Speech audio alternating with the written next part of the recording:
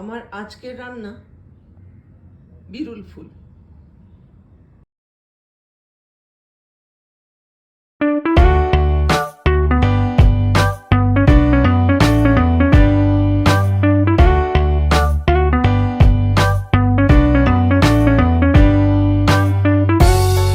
Hello বন্ধুরা, দস্তরখানে আপনারা স্বাগত।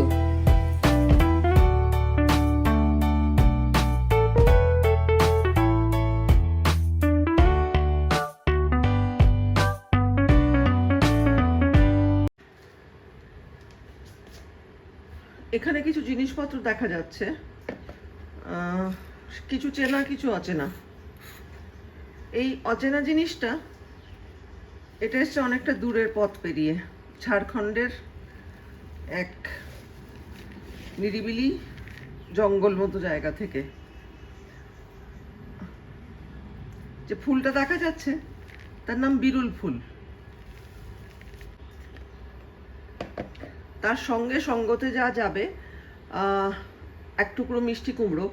এই মিষ্টি কুমড়োটা এসছে উত্তরবঙ্গের উত্তর দিনাজপুর থেকে। এই সিম, দেশি সিম, এটাও উত্তর দিনাজপুরের।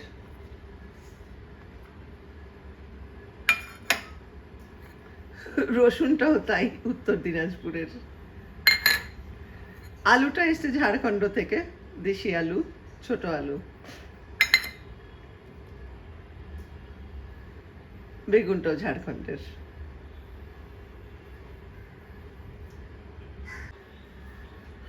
এটা একটু গরম জল দিয়ে ভাপিয়ে নিতে বলেছেন যিনি জোগাড় করে দিয়েছেন, আর বলেছেন যে একটু ভাপিয়ে নিয়ে সে জলটা ফেলে দিতে। তরকারিগুলো কেটে নিচ্ছি।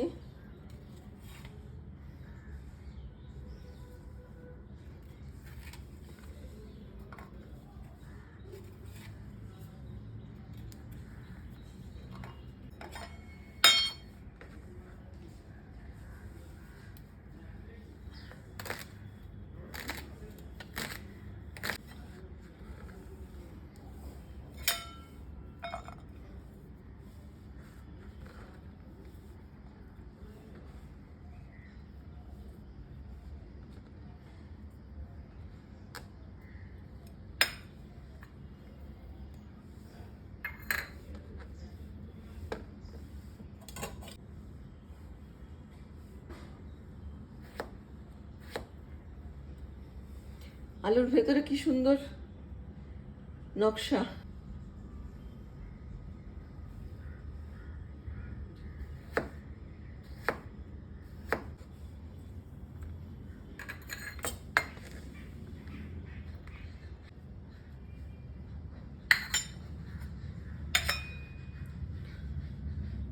কুমড়োটা আমি খোসা শুদ্ধই কাটবো।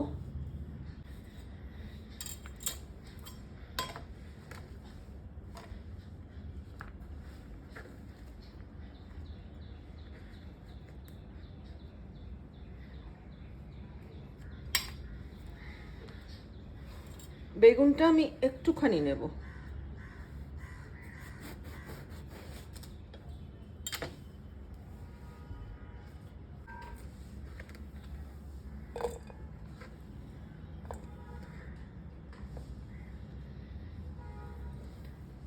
বেগুন,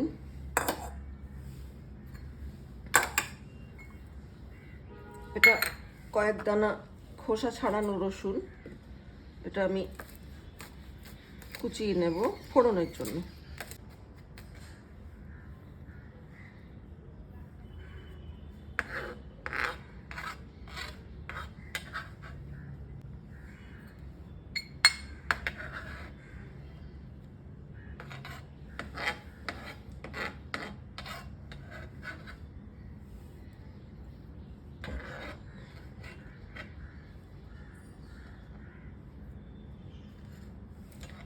আর যা পড়বে সেটা হচ্ছে শুকনো লঙ্কা।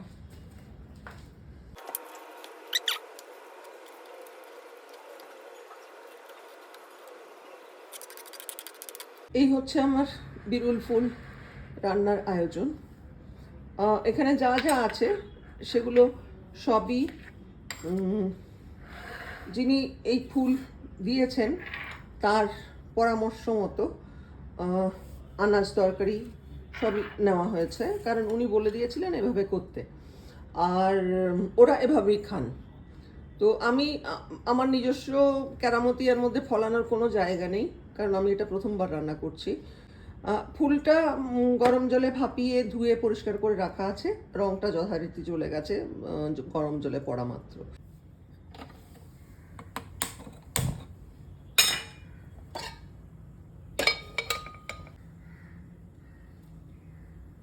সর্ষের তেল,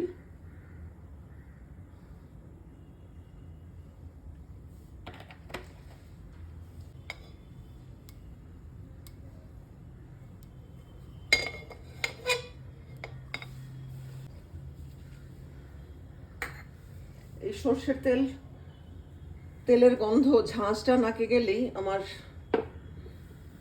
ছোটবেলা সামনে চলে আসে।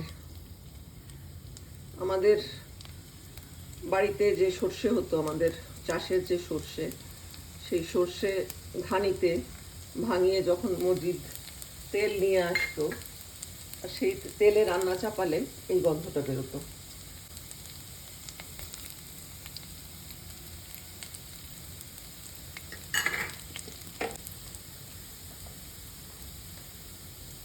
প্রথমে আলু, কারণ আলুটা এমনিতেই বেশি আলু শক্ত হয়, সেদ্ধ হতে সময় লাগবে।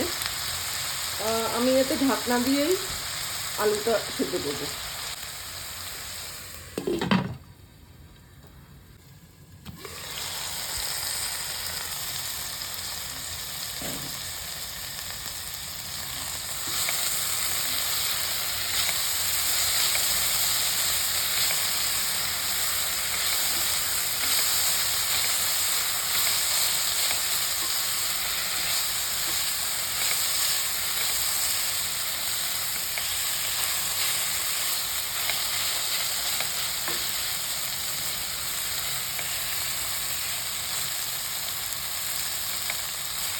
সমস্ত সবজি সেদ্ধ হয়ে গেছে তার 2 মিনিট সময়ের মধ্যে।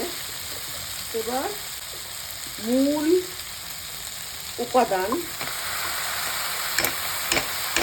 বিরুল ফুল,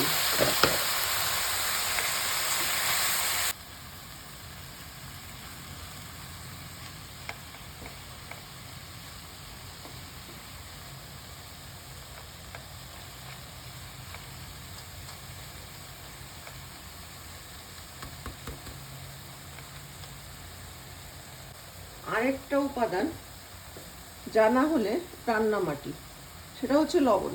গ্যাস একটু বাড়িয়ে দিচ্ছি।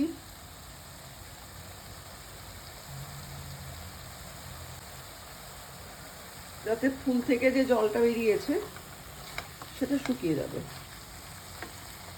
এই রান্নাটাকে কি বলা যাবে, ভাজা, চচ্চড়ি, ফুলই বলি, বিরুল ফুল। আর একটু লবণ।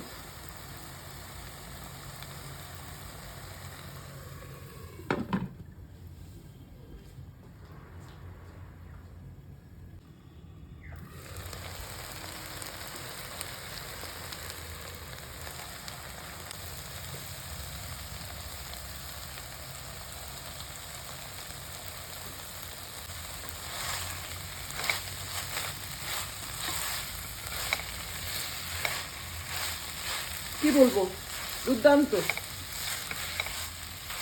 অপূর্ব, বেশ ঝাল, কারণ আমি বাইদিকে লঙ্কাটা দিয়েছি যাতে একটু ঝাল হয়। ঝাল বিনা স্বাদ নাই, এটা আব্বা বলতেন, ইনফ্যাক্ট এখনো বলেন। গ্যাস বন্ধ।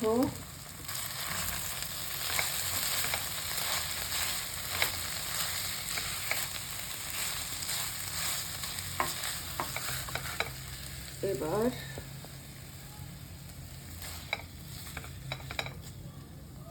বড় কড়াই থেকে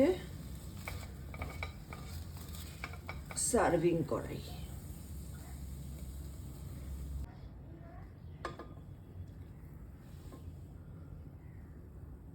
বিরুল ফুল।